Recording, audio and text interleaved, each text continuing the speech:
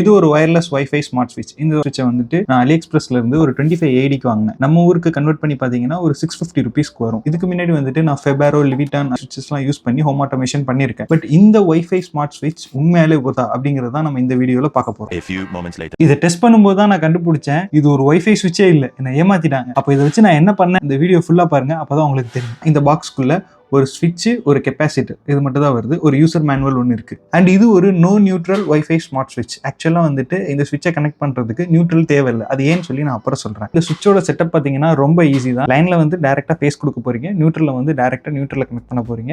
L அப்படின்ற இடத்துல இருந்து நம்ம டைரக்டா நம்மளோட லோட கனெக்ட் பண்ண போறோம். இந்த இடத்துல நம்மளோட லோடு பார்த்தீங்கன்னா இந்த பல்பு தான். நான் முன்னாடியே மென்ஷன் பண்ண மாதிரி இது ஒரு நோ நியூட்ரல் ஸ்விட்ச். இந்த ஸ்விட்சுக்கு வந்துட்டு நியூட்ரலே தேவையில்லை. நியூட்ரல் இல்லாம இந்த ஸ்விட்ச் ஒர்க் ஆகும். அது எதுக்கு நியூட்ரல் இல்லாம ஒர்க் ஆகணும் ப்ரோ அப்படின்னு கேட்டீங்கன்னா, இந்த UAE மாதிரியான கண்ட்ரீஸ்ல வந்துட்டு ஸ்விட்ச் சாக்கெட் செப்பரேட்டா வச்சிருப்பாங்க, ஸ்விட்சஸ் வந்து செப்பரேட்டா வச்சிருப்பாங்க. ஸோ இந்த ஸ்விட்சஸ்க்குள்ள நியூட்ரல் இருக்கிறதுக்கு சான்ஸ் கம்மி தான். அந்த மாதிரி டைம்ல வந்துட்டு நம்ம இந்த நோ நியூட்ரல் ஸ்விட்சஸ் வந்து யூஸ் பண்ணிக்கலாம். வந்துட்டு நம்ம லைன் மட்டும் கனெக்ட் பண்ணா போதுமானா அப்படி கிடையாது. அதுக்காக தான் வந்து இந்த சின்ன கெப்பாசிட்டர் கொடுத்துருக்காங்க. இந்த கெப்பாசிட்டரை வந்து இந்த லோடோடைய லைனுக்கும் நியூட்ரலுக்கும் இடையில கனெக்ட் பண்ணணும். இந்த ஸ்விட்சை வந்து பாத்தீங்கன்னா இப்போ நான் ஆன் பண்ணும்போது ஆன் ஆகுது, ஆஃப் பண்ணும்போது ஆஃப் ஆகுது. ஸோ வயரிங் கரெக்ட் தான். இப்போ வந்துட்டு நம்ம இதை எப்படி ஆப்ல கான்ஃபிகர் பண்ணலாம்னு சொல்லி பார்க்கலாம். இப்போ இந்த ஸ்விட்சை ஆப் கூட கனெக்ட் பண்ணி ரிமோட் கண்ட்ரோல் பண்றதுக்கு நமக்கு வந்து ஸ்மார்ட் லைஃப் அப்படின்ற ஒரு ஆப் தேவை. இப்படி கனெக்ட் பண்ணணும். இது துண்டு சீட்ல செப்பரேட்டா கொடுத்துருக்காங்க. இது என்னன்னு சொல்லி இப்போ படிச்சு பார்த்து இதை நம்ம அப்படியே ஃபாலோ பண்ண போறோம். இந்த ஆப்ல பாத்தீங்கன்னா பிளஸ் ஐக்கான் இருக்கு. அந்த ஐக்கானை நான் கிளிக் பண்ணிக்கிறேன்.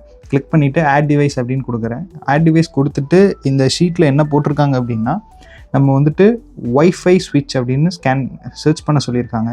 இப்போ பார்த்தீங்கன்னா நமக்கு வைஃபை ஸ்விட்ச் அப்படின்னு சொல்லிட்டு இருக்குது. அதை நான் கிளிக் பண்ணிக்கிறேன். இப்போ கிளிக் பண்ணும்போது என்னுடைய பாஸ்வேர்டு கேட்குது. ஸோ என்னோட வைஃபை பாஸ்வேர்டு வந்துட்டு நான் போட்டுக்கிறேன். ஓகே, இப்போ இதில் பிளிங்க் ஆகுதா அப்படின்னு கேட்குது. ஆல்ரெடி நான் பேர் மோடில் போட்டனால இது பிளிங்க் ஆகிட்டு இருக்குது. ஸோ நான் கன்ஃபார்ம் இண்டிகேட்டர் பிளிங்கிங்னு கேட்குறேன்.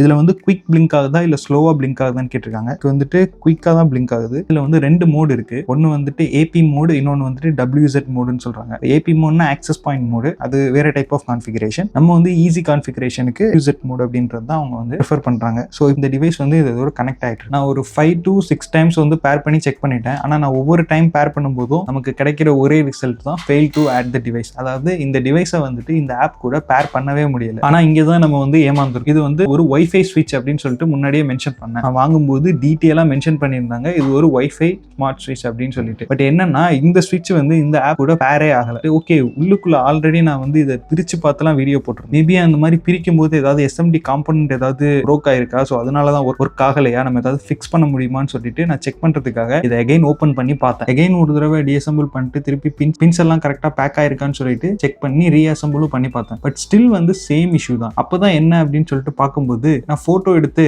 ஏஐல போட்டு செக் பண்ணும்போது தான் தெரியுது இது வந்துட்டு ZT3L அப்படின்னு சொல்லிட்டு ஒரு சிப் வந்து இதுல யூஸ் பண்ணியிருக்காங்க. ஆக்சுவலா இந்த சிப் வைஃபை சிப்பே இல்ல. டெக்னிக்கலி பாத்தீங்கன்னா இது ஒரு ZigBee ஸ்மார்ட் ஸ்விட்ச். இந்த பாக்ஸ்ல மென்ஷன் பண்ணிருக்கிறது வைஃபை ஸ்விட்ச்னு, இந்த எலிமருந்து சீட்லயும் வைஃபை ஸ்விட்ச்னு தான் மென்ஷன் பண்ணிருக்காங்க. ஆனா ஆக்சுவலா இதுக்குள்ள அவங்க இன்ஸ்டால் பண்ணிருக்க ஸ்விட்ச் வந்துட்டு ஒரு ZigBee ஸ்மார்ட் சிப். இந்த ZigBee அப்படிங்கிறது வைஃபை மாதிரியே ஹோம் ஆட்டோமேஷனுக்கான ஒரு செப்பரேட் புரோட்டோகால். இந்த ZigBee வந்துட்டு நம்ம கனெக்ட் பண்ணோம்னா நமக்கு ஒரு ZigBee ஹப் வேணும். பட் என்ன ப்ராப்ளம்னா என்கிட்ட ZigBee ஹப் இல்ல. இருந்தாலும் இப்போ வந்துட்டு நான் இந்த ஸ்விட்சை கனெக்ட் பண்ணி வீடியோ போட்டே ஆகணும். அதுக்காக தான் நான் ஒரு ஷார்ட்கட் யூஸ் பண்ணேன்.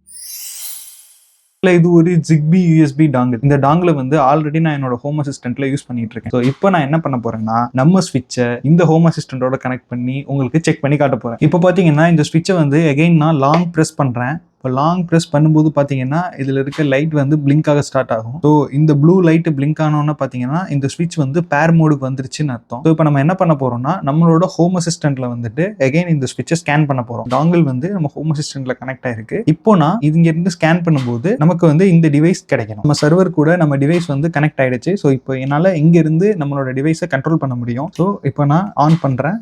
ஸோ ஆஃப் பண்றேன். உங்களுக்கு பார்த்தீங்கன்னா தெரியும் கிளியரா இங்கே வந்துட்டு லைட் 1 லைட் 2 அப்படின்னு சொல்லிட்டு 2 லைட்ஸ் வந்து வந்துருச்சு.